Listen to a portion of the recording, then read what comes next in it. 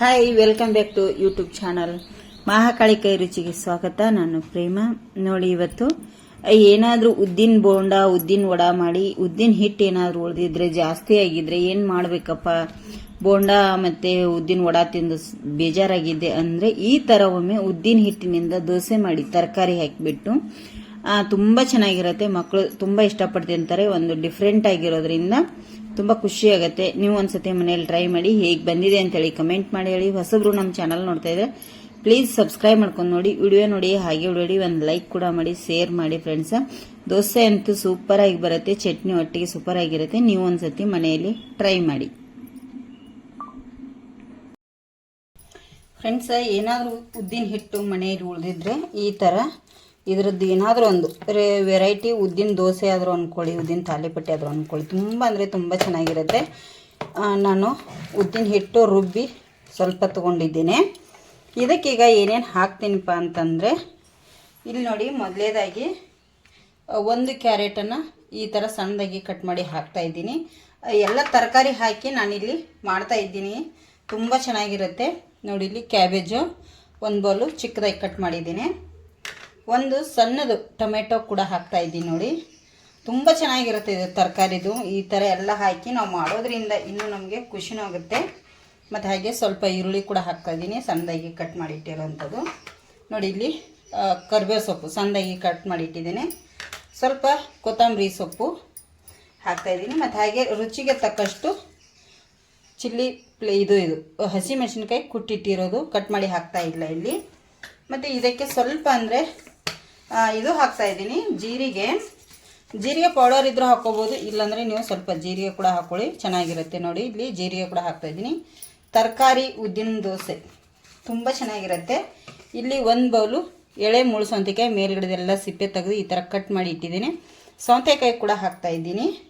ಈಗ ಇದಕ್ಕೆ ಲಾಸ್ಟಲ್ಲಿ ರುಚಿಗೆ ತಕ್ಕಷ್ಟು ಉಪ್ಪನ್ನು ಕೂಡ ಸೇರಿಸ್ತಾ ಇದ್ದೀನಿ. ನೋಡಿ, ಉದ್ದಿನ ದೋಸೆ ಅಂತೇಳಿ ಕರಿಬೋದು ತರಕಾರಿ ಹಾಕಿ, ತುಂಬ ಚೆನ್ನಾಗಿರುತ್ತೆ. ನಾವು ಉದ್ದಿನ ಹಿಟ್ಟಿಗೆ ಕೂಡ ಉಪ್ಪು ಹಾಕಿರಲಿಲ್ಲ, ಅದಕ್ಕಾಗಿ ಈಗ ಉಪ್ಪನ್ನು ಕೂಡ ಹಾಕ್ತಾಯಿದ್ದೀನಿ.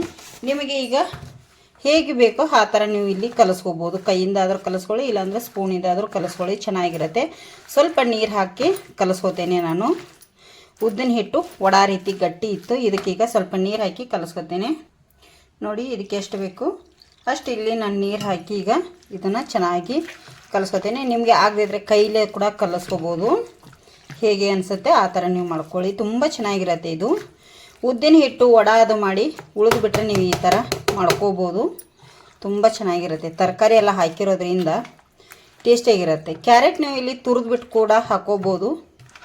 ನೋಡಿ, ಮಕ್ಕಳು ತರಕಾರಿ ತಿನ್ನೋದಿಲ್ಲ ಅನ್ನೋರು ಕೂಡ ಈ ಥರ ನಾವು ಮಾಡ್ಕೋಬೋದು. ನೋಡಿ, ಗಟ್ಟಿ ಆಗುತ್ತೆ ಇದು. ಇನ್ನೊಂದು ಸ್ವಲ್ಪ ನಾನಿಲ್ಲಿ ನೀರನ್ನು ಕೂಡ ಆ್ಯಡ್ ಮಾಡ್ಕೋತೀನಿ. ನೋಡಿ, ತುಂಬ ಟೇಸ್ಟಿಯಾಗಿರುತ್ತೆ. ಈ ಥರ ಬೆಳಗ್ಗೆ ತಿಂಡಿ ಅಥವಾ ಸಾಯಂಕಾಲ ಆಯಿತು, ತುಂಬ ಚೆನ್ನಾಗಿರುತ್ತೆ.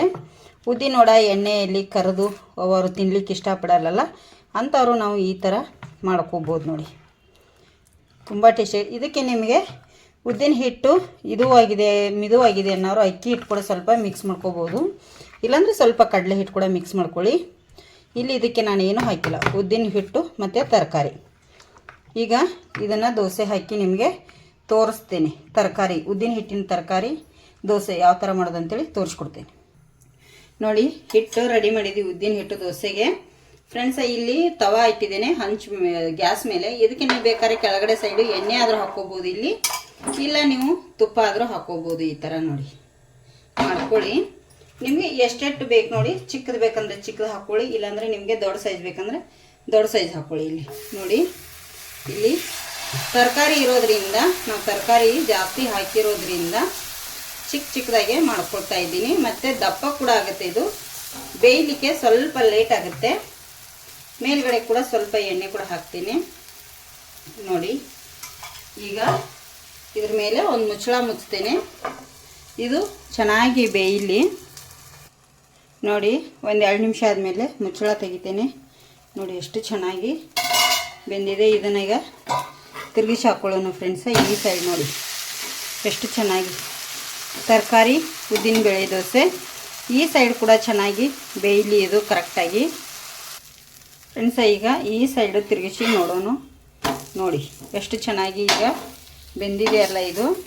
ಇದನ್ನು ಫ್ರೆಂಡ್ಸ್ ಈಗ ನಾನು ಒಂದು ತಟ್ಟೆಗೆ ತಗೊಂಡ್ಬಿಡ್ತೀನಿ. ನೋಡಿ ಎಷ್ಟು ಚೆನ್ನಾಗಿ ಬಂದಿದೆ. ಉದ್ದಿನ ದೋಸೆ ತರಕಾರಿದು ತುಂಬ ಚೆನ್ನಾಗಿದೆ. ನೀವು ಒಂದ್ಸತಿ ಮನೆಯಲ್ಲಿ ಟ್ರೈ ಮಾಡಿ ಹೇಗೆ ಬಂದಿದೆ ಅಂಥೇಳಿ ಕಮೆಂಟ್ ಕೂಡ ಮಾಡಿ ಹೇಳಿ. ಹೊಸಬ್ರು ನಮ್ಮ ಚಾನಲ್ ನೋಡ್ತಾಯಿದ್ರೆ ಪ್ಲೀಸ್ ಸಬ್ಸ್ಕ್ರೈಬ್ ಮಾಡ್ಕೊಂಡು ನೋಡಿ. ನೋಡಿ ಫ್ರೆಂಡ್ಸ, ಇಲ್ಲಿ ಉದ್ದಿನ ಹಿಟ್ಟಿನ ದೋಸೆ ರೆಡಿಯಾಗಿದೆ ಫ್ರೆಂಡ್ಸ. ತುಂಬ ಚೆನ್ನಾಗಿ ಬಂದಿದೆ ನೋಡಿ. ಇದರೊಟ್ಟಿಗೆ ನೀವು ಕಾಯಿ ಚಟ್ನಿ ಆದರೂ ಹಚ್ಕೊಂಡು ತಿನ್ಬೋದು. ಇದರಲ್ಲಿ ನಾವು ಕಾಯಿ ಮೆಣಸು ಹಾಕಿರೋದ್ರಿಂದ ನಾನು ಏನೂ ತೋರಿಸ್ತಾ ಇಲ್ಲ. ಮೊಸರೊಟ್ಟಿಗೆ ಆದರೂ ತುಂಬ ಚೆನ್ನಾಗಿರುತ್ತೆ. ಹೇಗೆ ಬಂದಿದೆ ಅಂಥೇಳಿ ಕಮೆಂಟ್ ಮಾಡಿ ಹೇಳಿ ಫ್ರೆಂಡ್ಸ. ನೀವು ಒಂದ್ಸತಿ ಟ್ರೈ ಮಾಡಿ. ಉದ್ದಿನ ವಡ, ಉದ್ದಿನ ಅಂಬೋಡೆ ಎಲ್ಲ ತಿಂದು ಬೇಜಾರಾಗಿದ್ರೆ ಈ ಥರ ತರಕಾರಿ ಹಾಕಿ ದೋಸೆ ಮಾಡ್ಕೊತೀನಿ.